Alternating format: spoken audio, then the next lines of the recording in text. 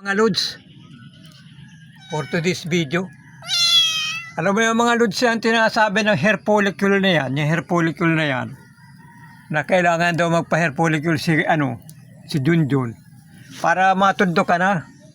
Kasi sinasabi na daw yan, nagko-cocaine. Ay para sa akin mga lodi, ay hindi na yan aamin. Hindi na yan kahit pitpitin pa ang bitlog niya, kahit pitpitin pa ang bitlog ng tao na, hindi na yan magpapa-hair follicle. Ay sa totoo lang mga lodi, ay hindi na kailangan yan. Ay sa itsura pa lang, sa itsura pa lamang niya ay sa pagsasalita, sa kilos, sa ugali, ay mahalata mo ng mahalata mo ng isang tao kung ano. Ay ako'y marami lang nakasalamuhang ganyan na nagdodroga. Nag-iiba talaga ang pag-uugali.